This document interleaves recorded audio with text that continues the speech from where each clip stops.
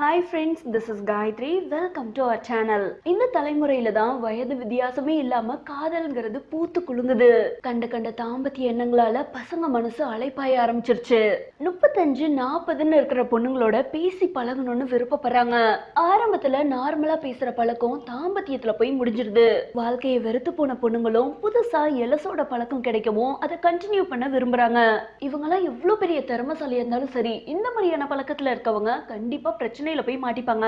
ஒரு 2000-2005 வரைக்குமே இந்த திருமண வயது இடைவெளிங்கிறது குறைந்தது 3-4 வருஷமாவது இருந்தாதான் அடுத்த கட்டத்துக்கே போவாங்க. ஆனா இன்னைக்கு அது அப்படியே உல்டாவா மாறி இருக்குங்க. மேற்கத்திய கலாச்சாரமும் 2 பேருமே வேலைக்கு போகணுங்கிற சுச்சுவேஷனும் தான் வயது வித்தியாசமே பார்க்காம திருமணத்தை பண்ண வைக்குது. 20ல உள்ள ஆண்களுக்கு வர தாம்பத்திய கனவுகள்ல முதலிடம் பிடிக்கிறது ஆண்டிங்க தான். ஆண்டிங்க நல்லா தோரணியா இருக்கிறதால இவங்களோட எண்ணம் எக்கு தப்பா போக ஆரம்பிச்சிருது. இதே ஆண்கள் ஒரு 35 கடக்கும் போது இது எல்லாமே பொய்யுங்கிற ரியாலிட்டிக்கு வருவாங்க. கண்கள் ஒல்லியான ஒரு 20-25 தேட ஆரம்பிச்சிடும். இப்படிதாங்க ஆண்களோட லைஃப் சைக்கிள் மாறிக்கிட்டே இருக்கும். அப்படிதாங்க படைக்கப்பட்டிருக்கோம்.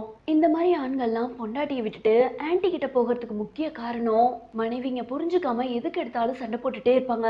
ஆனா இந்த முதிர்ச்சி அடைஞ்ச ஆன்டிங்க என்ன பண்ணுவாங்கன்னா நயந்து போற புரிதல்ல பழகுவாங்க. தப்பான இடத்துல கல்யாணம் பண்ணிட்டோமோன்னு ஆண்களுக்கு இதை விட இது பெட்டர்னு தோண ஆரம்பிச்சிடும். மேலும் தாம்பத்தியத்துக்கு இந்த புதுசா பழகுறவங்க ராஜ உபசரிப்பு கொடுப்பாங்க. ஆண்கள் நல்லா காசு செலவு பண்ண இந்த உபசரிப்புங்கிறது கூடிக்கிட்டு தாங்க இருக்கும். எந்தெந்த வீடுகள்லாம் மனைவி வீட்டை சரியா கவனிக்காம ஒரு தலைவலியா மட்டுமே இருக்காங்களோ, கணவர் வேலைக்கும் போயிட்டு வீட்டையும் வந்து கவனிக்கணுமான்னு மனைவிய ஒரு லயபிலிட்டியா பார்க்க ஆரம்பிச்சிருவாரு. அதனால முதிர்ச்சியான பொண்ணுங்க வீட்டை நல்லா பார்த்துப்பாங்கன்னு திசை மாற ஆரம்பிச்சிடுறாங்க. அடுத்து ஆண்களை பொறுத்த வரைக்கும் தெரிஞ்சோ தெரியாமையோ நிறைய தவறுகள் செய்வாங்க. இதை மன்னிக்கிற நேச்சர் பொண்டாட்டிங்க கிட்ட இருக்காது. ஆனா முதிர்ச்சியான பொண்ணுங்க ரொம்ப ஈஸியா மன்னிச்சு தாம்பத்தியம் பண்ணிட்டே இருப்பாங்க. இது ஆண்களுக்கு கரும்பு தின்னா கூலியாங்கிற மாதிரி ரொம்ப வசதியா போயிரும். மேலும் ஆன்டிங்க மத்தியில ஈகோங்கிறது சுத்தமா இருக்காது. வாழ்க்கையில எதிர்கொள்ள வேண்டிய சூழல்கள், முக்கிய நிகழ்வுகள் குறித்த அனுபவ அறிவுன்னு இப்படி எல்லாமே ஆன்டிகள் கிட்ட இருக்கும். சோ இந்த முதிர்ச்சியா இருக்கிற பொண்ணுங்க கிட்ட எல்லா விஷயத்தையும் பேசி தீர்வு காண முடியும். இதான் ஆண்கள் ஒரு பெரிய பிளஸ் பாயிண்டா முடிவு பண்ணிக்கிட்டு பழகுறாங்க.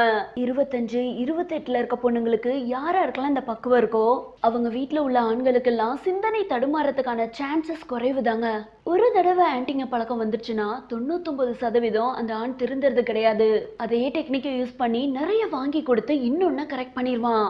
எப்படி இந்த சிகரெட் தண்ணியை விட முடியாதோ அதே மாதிரிதான் இந்த ஆன்டிங்க சகவாசங்கிறது மரியாதையை கெடுத்துரும். கொஞ்ச நாளைக்கு வேணா குதூகலமா இருக்கலாம், ஆனா உங்களை பத்தி உங்க நண்பனே எல்லார்கிட்டயும் சொல்லிடுவான்.